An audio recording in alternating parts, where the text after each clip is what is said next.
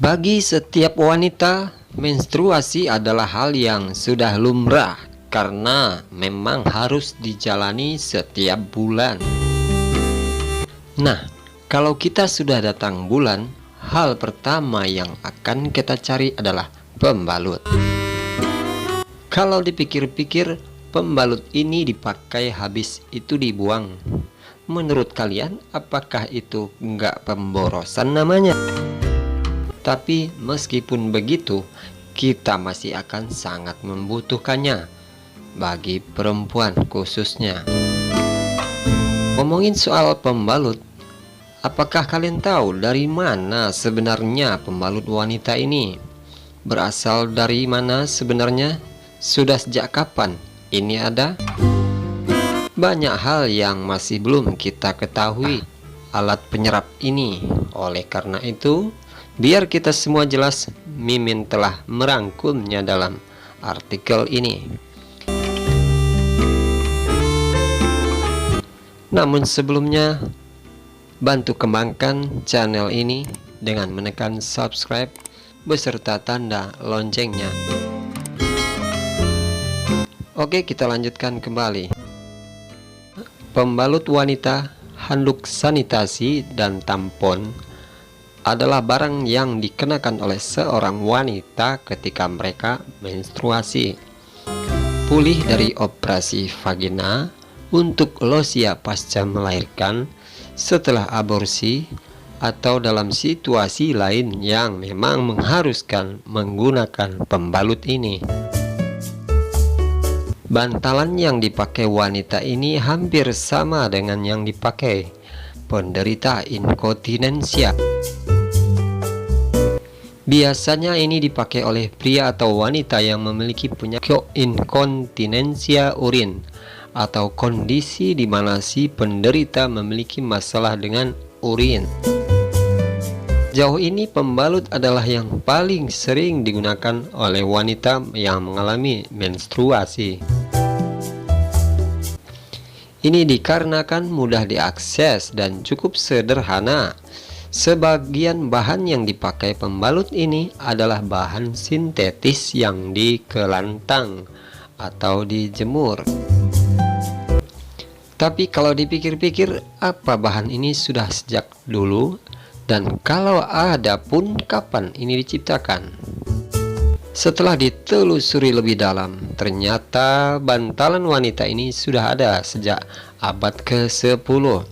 Yaitu pada zaman Yunani kuno, di mana seorang wanita telah menggunakan pakaian yang tidak dipakai untuk menghentikan darah menstruasi mereka. Dahulu kala, sebelum pembalut sekali pakai diciptakan, kebanyakan para wanitanya menggunakan pakaian compang-camping untuk menghentikan aliran darah menstruasi.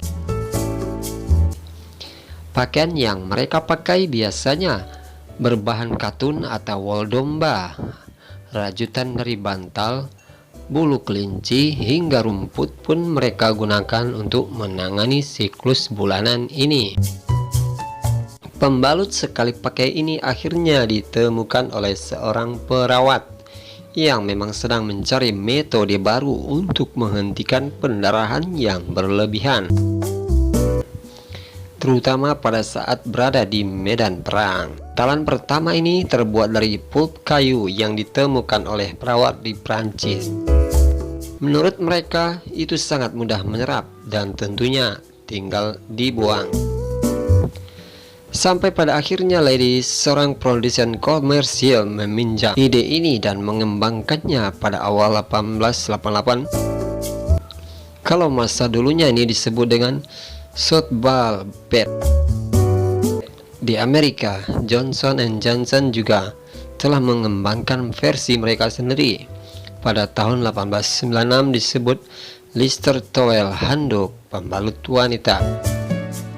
Meskipun pada waktu itu sudah tersedia pembalut sekali pakai, wanita tidak terlalu mau menggunakan pembalut ini Katanya sih karena mahal.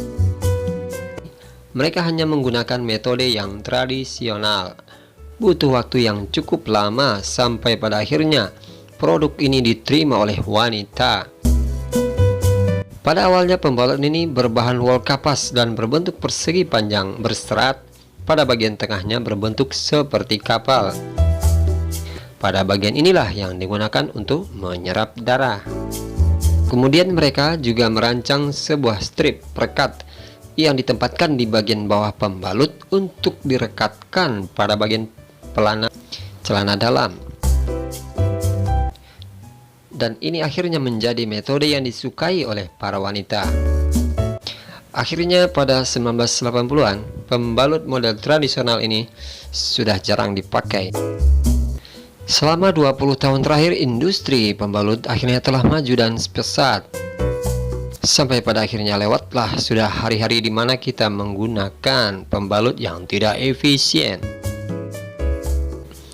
Dengan adanya penemuan bahan penyerap yang lebih banyak dengan desain yang lebih bagus, bantalan ini akan terasa lebih nyaman dan praktis.